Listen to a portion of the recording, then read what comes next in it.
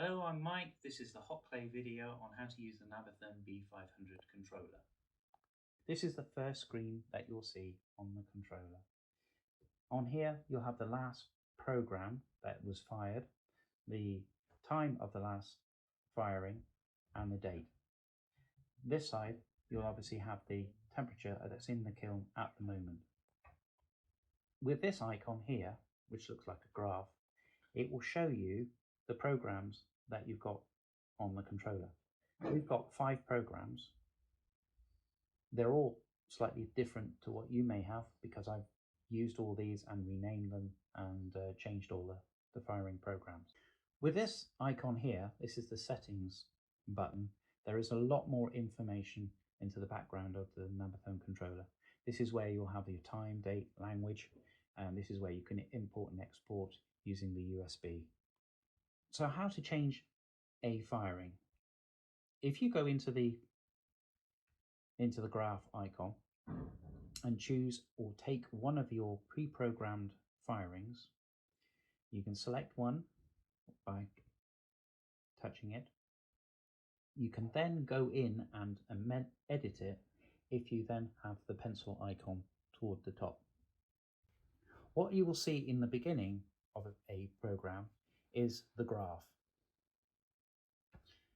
This particular firing will be going from 0 to 600 degrees and from 600 degrees up to a final temperature.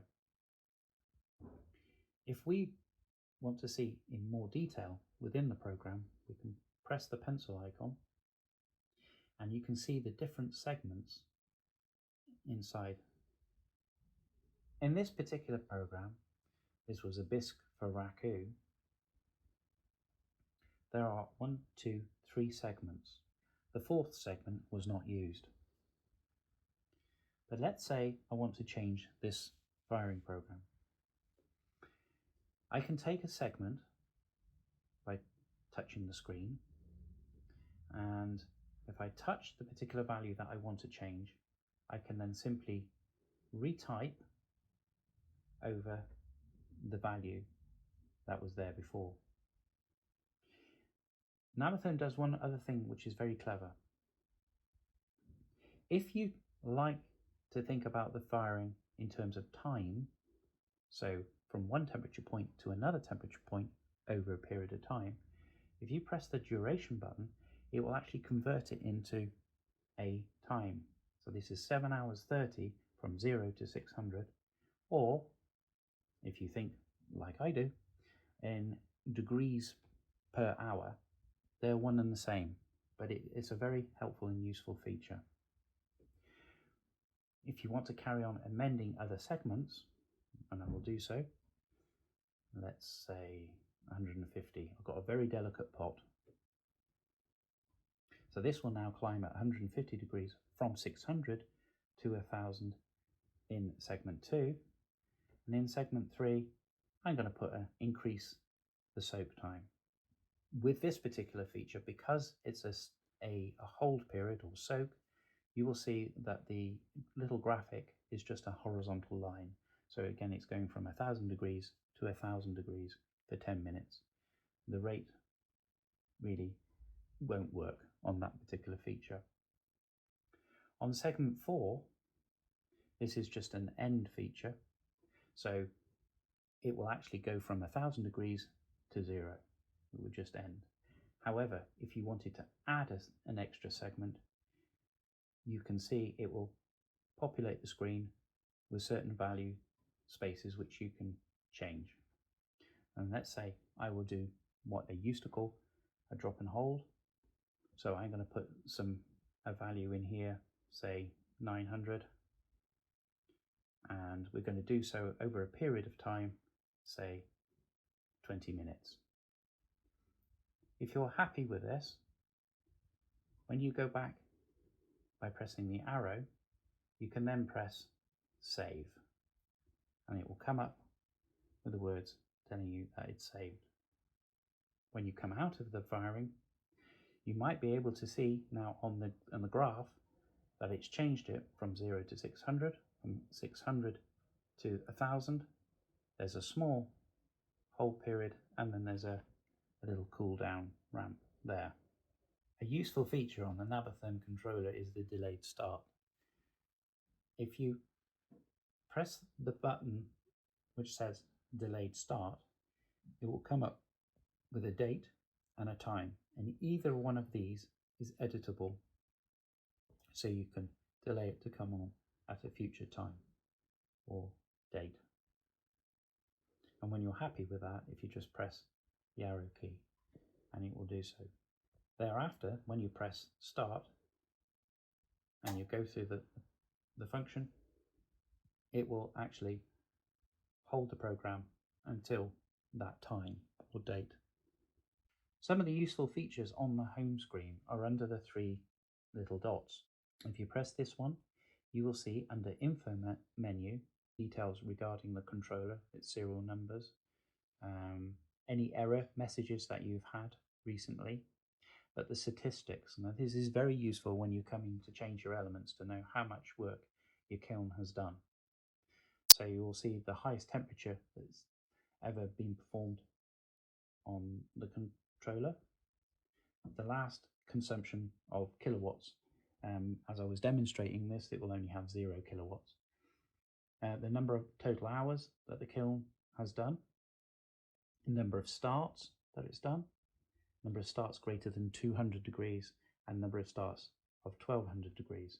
Obviously, when these numbers become more advanced, say 60 to 70, you'd be looking at new elements, but that is a variable number because everybody uses their kiln in many different ways. A particular part which confuses people on this controller, it can be seen when you go to the programs. On, for example, the glaze firing 1050, you will see a graph which is obviously going from one temperature point to another temperature point and climbing, and then you've got this vertical line. I just want to explain a little bit more about the Nabertherm and the step function. I'm going to go in and look at the firing, and the data in there will tell me what's going on a little bit more clearly. So it seems fairly traditional to start with.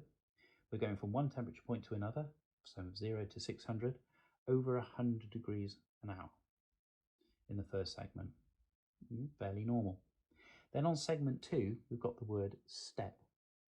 Now, step means in Nabertherm language is I'll go as fast as I can. If I click on this, it will show it even more clearly. Now, if you remember me explaining, when you hit on a certain value, it will also convert it from degrees per hour to a time function. So quite literally, in this particular segment, it's saying I'm going to go from 600 degrees to 1050 in no time at all. Well, that's not very realistic. However, the controller, it must be remembered, is a universal controller and fits onto all sorts of kilns. So the controller is yet to work out what kiln it is actually attached to.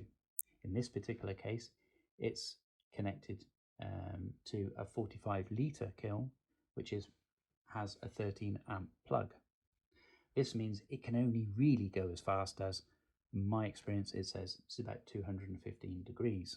So this will explain the graph on the front. So this particular firing will be going from 0 to 600 degrees and from 600 to 1050 as fast as it can, but it hasn't got any real data in there, which explains why it's got 6 hours and 15 minutes as its overall time. When the kiln is working and finally gets to this particular segment, it will realize how fast it can really do that particular function, and this time value will change. I will suggest, instead of using the step function, which doesn't give you great control, is to find out how fast your kiln will fire. We at Hot Clay can give you advice on this, but I would change this to something more realistic. On the top 45, the fastest it will really climb is about 215 degrees an hour. In fact, I suggest even going slightly below that. In fact, I suggest going below that and put in a value of say 200 degrees. This is as the fastest you can do, and that won't work the elements at full capacity. With 200 degrees recently entered from this second segment, you will now see that the graph is much more realistic and has a graduating climb, and the time has now changed to something more plausible. That was a very basic overview of the B500 controller, and I hope that helps you.